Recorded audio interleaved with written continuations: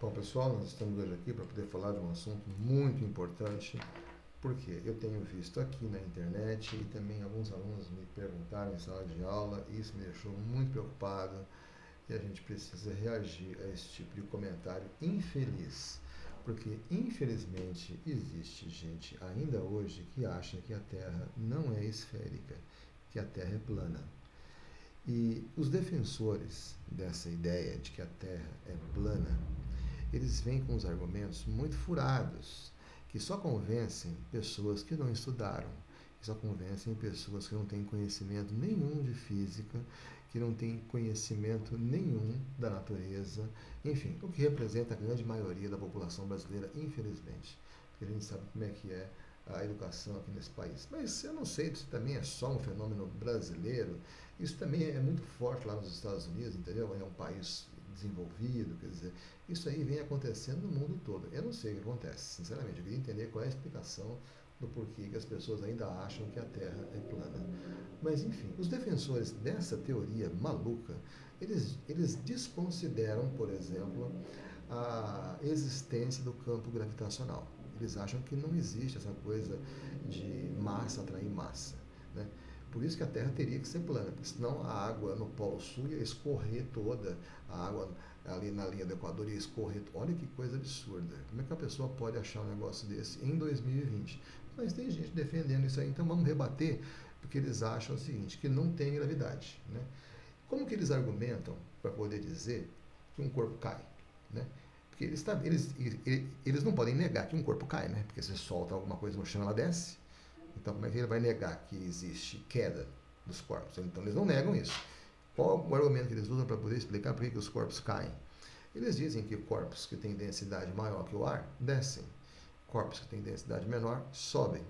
Isso é verdade? Sim, isso é verdade. Se você pegar uma pedra, por exemplo, e pegar a massa dela e dividir pelo volume, você vai perceber que vai dar um valor muito maior, né? Essa densidade, que é massa que divide volume, do que, por exemplo, a densidade de um balão com ar quente, né? Um balão desses de São João, né? O balão de São João, o que acontece? O ar quente, ele tem densidade menor do que o ar frio. Então, quando você pega a massa do balão, a massa do ar quente, divide pelo volume, vai dar um valor menor do que o da densidade do ar. Então, o balão que tem densidade menor que a do ar, ele vai subir, e vai mesmo. E a pedra que tem densidade maior que a do ar, ela vai descer. Isso mesmo, isso você observa. Mas isso por si só não justifica. Não justifica uma coisa que eles não explicam, que é a trajetória, que é a velocidade de um corpo em queda. Eles não falam, por exemplo, o seguinte: quando você solta uma pedra de uma altura, por exemplo, do alto de um prédio, vamos pensar que você não tem ali, vamos imaginar uma situação que você soltou uma pedra de uma altura, enfim, não precisa ser um prédio, mas enfim, uma altura razoável, e onde você desconsidera, por exemplo, a resistência com o ar, né? Teria que ser uma pedra, uma bolinha de chumbo bem pequenininha, que tem uma massa bem grande, e ela vai cair. Então, o que vai acontecer ali? A cada um segundo que passa, a velocidade dela vai aumentar de 10 em 10, ok? Mais ou menos de 10 em 10. Então a velocidade começa com zero, dali a 1 segundo ela é 10, dali a 2 segundos ela é 20, 3 segundos ela é 30, e assim por diante. Isso a gente mede, a gente calcula, a gente verifica isso. Então, se a velocidade do corpo em queda está aumentando, é porque tem uma coisa atuando nele que a gente chama de aceleração. E pela segunda lei de Newton, a gente sabe que se tem aceleração atuando no corpo, é porque tem força atuando sobre ele. Isso é a segunda lei de Newton. Força igual massa vezes aceleração. Só que a aceleração que atua no corpo é a aceleração da gravidade, porque massa atrai massa. Então, tem atração gravitacional, sim, e ela é verificada quando o corpo cai. A velocidade final é igual à velocidade inicial mais a aceleração da gravidade vezes o tempo. Então, a variação da velocidade com o tempo é uma prova de que existe gravidade, sim, e massa atrai massa, né?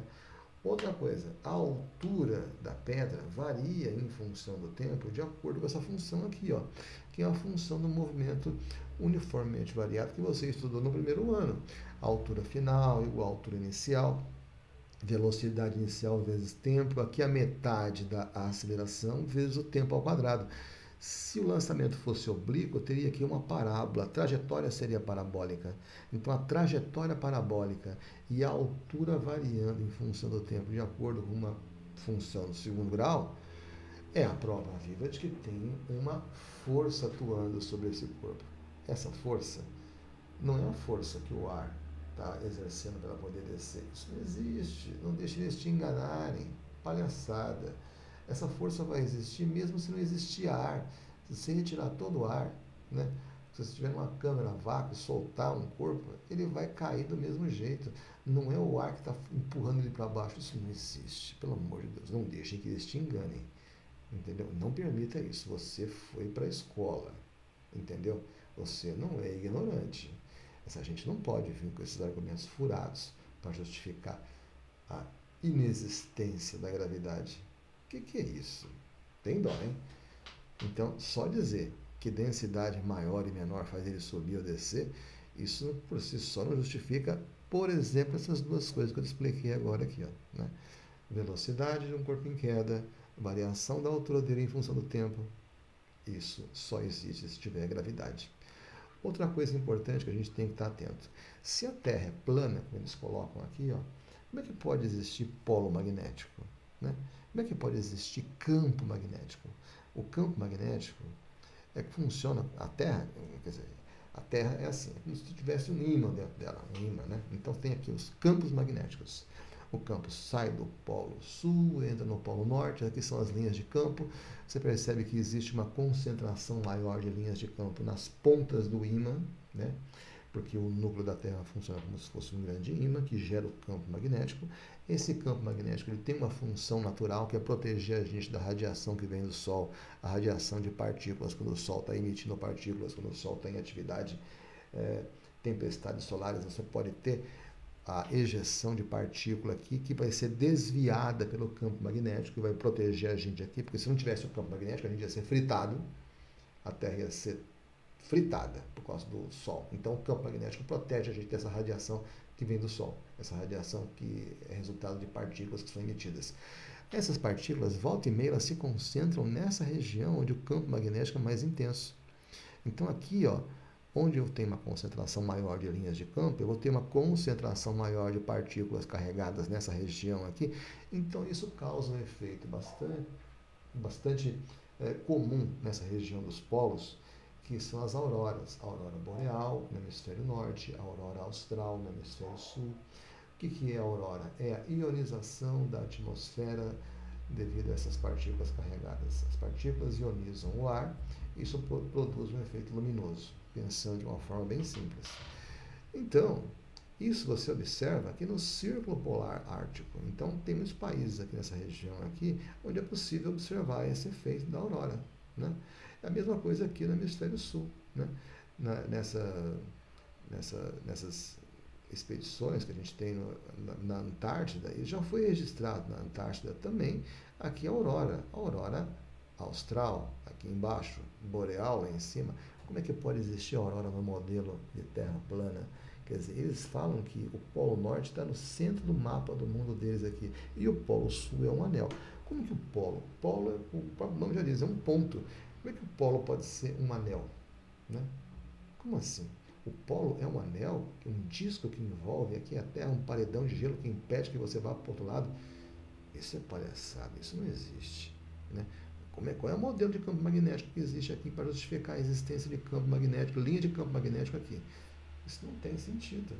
Né? A gente sabe, né, que tem muitos pássaros que migram de um hemisfério para o outro seguindo as linhas de campo magnético. Peixes se movimentam seguindo linhas de campo magnético. Né? É isso que eles usam como referencial, como bússola na cabeça deles para poder seguir um rumo. Agora, como é que é possível você ter campo magnético no modelo plano? Onde estão os polos aqui? Os polos magnéticos. Qual a distribuição das linhas de força aqui? Eles tinham que mostrar para a gente, né? Eles não mostram porque não existe. Estão querendo te enganar. Você não pode ser bobo assim, né? Você esteve na escola, hein? Pelo amor de Deus. Aqui, o eclipse da Lua. Nós sabemos que a Lua gira em torno da Terra e a Terra gira em torno do Sol.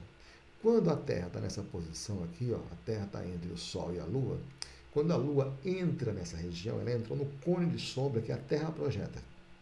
Aqui é dia, aqui é noite. A Lua está aqui. Quando ela entrar nessa região escura aqui, ela entrou no cone de sombra da Terra. Então, a Lua vai começar o eclipse, vai começar a desaparecer. É isso aqui que você observa, olha só. Está aqui a Lua iluminada pelo Sol, isso aqui é a região em que a luz do Sol bate. Essa região aqui, ó, mais escura, é a Lua entrando no cone de sombra. Percebe que ela é circular? Ela é circular por quê? Porque a Terra projeta uma sombra circular. Não é possível. Nesse efeito, no início do eclipse, já dá para perceber a curvatura da Terra. Depois que desapareceu tudo, aí você não percebe mais. Mas quando o eclipse está começando, é possível perceber aqui que a sombra é circular. Pelo amor de Deus, não deixem eles te enganarem. Porque se a Terra fosse plana assim, ó, como estão colocando, você teria um eclipse desse jeito aqui, ó. Isso aqui é montagem, cara, isso não existe. Eles falam tanto que existe em montagem da Terra redonda, vista do espaço, a Terra esférica. Isso aqui é uma montagem mal feita, isso aqui eu peguei da internet essa foto. Isso aqui é fake, isso não existe. Teria que ser assim o eclipse, então, da Lua, e não assim, ó. Por favor, hein? Não deixe esses caras te enganarem. Tem dó. Como é que se formariam, por exemplo, as estações do ano? Né? As estações do ano no modelo geocêntrico, porque eles acreditam que a Terra, né, é o centro do universo, não é o Sol que é o centro do universo. Se a Terra está parada no espaço, aliás, nem sei se existe espaço para eles, tá? Mas se a Terra está parada, se a Terra não se mexe, não tem rotação, se não tem translação, como é que é possível você ter estação do ano? A gente sabe que o eixo de inclinação aqui da rotação da Terra, isso aqui no modelo correto, tá? O eixo de inclinação aqui, ele é inclinado em 23 graus. E esse eixo sempre aponta para o mesmo ponto, né? Está sempre apontando para o mesmo lado, ó. Nunca esse eixo de rotação muda. Na verdade, ele até muda porque tem a precessão, né? Mas, enfim, eu estou pensando aqui ao longo de um ano, você não vai notar, você nem percebe essa precessão aqui do eixo de rotação. Mas, enfim, o eixo sempre vai apontar para o mesmo lado, né? O polo norte, o polo sul. Então, o polo norte aqui, esse eixo está apontando sempre para uma estrela no céu, que é a estrela polar, que fica na ponta do rabo da Ursa Menor. A partir dessa estrela aqui, eu sei que todo o céu roda em torno desse ponto aqui. E a partir daqui eu consigo descobrir qual é o ponto cardial norte. Já o ponto cardial sul aqui, ó, o polo celeste sul, é obtido a partir do Cruzeiro do Sul. Aqui, ó, a cruz aqui, ó, o madeiro maior aqui, ó, eu vou estender 4 vezes e meia, vou chegar no polo celeste sul. Se eu descer, eu caio no ponto cardial sul. Todo o céu roda em torno desse ponto aqui, no hemisfério sul, que é o polo celeste sul. Agora, né, como que é possível você imaginar, né, o céu rodando, né? Aliás, o céu não roda aqui. Como é que acontece então essa coisa aqui do polo celeste sul, polo celeste norte, a partir disso aqui? Você não tem rotação, né? Essa Terra está parada. Então, é o céu que está rodando, é isso? Olha, eles não podem te enganar. Como é que pode, então, você perceber rotação se eu estou aqui na borda? A rotação aqui é diferente da rotação aqui. Como que é isso? Né? Me explica melhor isso aqui. Isso não existe? Você está de brincadeira? Você aprendeu isso aqui no ensino fundamental. A gente aprende isso aqui, ó, no Fundamental 2. Eu acredito que lá na 8ª série a professora de ciências deve ter explicado para você. Olha só, por que é verão embaixo e inverno em cima? Porque pela inclinação vai ser pela inclinação de 23 graus, você vai ter mais luz embaixo que em cima. Então é verão embaixo e inverno em cima. Quando a Terra está nessa posição aqui, inverte. Aí vai inverter, vai ter mais luz em cima do que embaixo. Então, mais luz em cima aqui, é verão em cima e inverno embaixo. Quer dizer, então, em cima que eu quero dizer, hemisfério norte, embaixo, hemisfério sul. E aqui eu tenho os equinócios, equinócio de primavera, equinócio de outono, enfim, quando eu tenho igual quantidade de luz nos dois hemisférios. A questão toda é a seguinte: como que é possível você explicar estação do ano levando em consideração que a Terra não gira em torno do eixo? Como que você consegue explicar estação do ano sem considerar a translação da Terra em torno do Sol? Eu queria que eles mostrassem quais são os modelos que eles têm para explicar estação do ano a partir disso aqui, ó.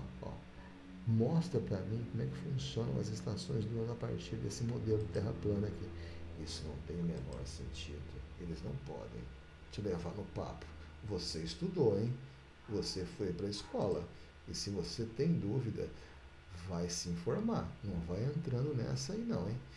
Eu cheguei a ouvir assim, o seguinte comentário. Se o avião viaja a favor da rotação, ele vai chegar mais atrasado no seu destino. E se ele viaja contra a rotação, ele vai chegar antes do seu sentido, antes do seu destino. Como assim? Eles nem consideram que existe rotação, e se mesmo existindo rotação, mesmo no modelo em que você considera a rotação, isso não existe. E a primeira lei de Newton, como é que fica? Entendeu? E a inércia, onde fica? Como assim? Se você está num trem que se move com velocidade constante, onde o trem não faz curva, onde o trilho não tem nenhum obstáculo, não tem nenhuma ondulação, você não sente o trem se mover. Se eu jogar um objeto para cima, ele vai voltar na minha mão, porque eu estou me movendo e o trem também está se movendo. O trem, eu estou me movendo junto com o trem, e quando eu jogo a bola para cima, ela também está se movendo junto com o ar dentro do trem. Então isso é inércia, isso aí a gente já verificou. Não tem como você viajar contra a rotação ou a favor da rotação, está tudo se movendo em velocidade constante, não é possível perceber a rotação da Terra, porque a gente está indo junto com ela, entendeu? E a rotação é constante. Então é um referencial praticamente inercial, não dá para sentir a rotação. Olha, é muito importante a gente estudar. Esse tipo de gente só ganha espaço quando realmente as pessoas não têm informação. Infelizmente, a grande maioria das pessoas no Brasil e no mundo inteiro desconhecem ciência, desconhecem astronomia, desconhecem física, e aí se deixam levar por essas pessoas que vêm com essa conversa fácil, entendeu? Conversa que não tem o menor sentido, porque eles só enganam pessoas que não têm conhecimento. Então, vai se informar, né? Estuda um pouco. Aqui a gente vai falar depois um pouco mais sobre isso. É isso aí, minha gente. Valeu, hein?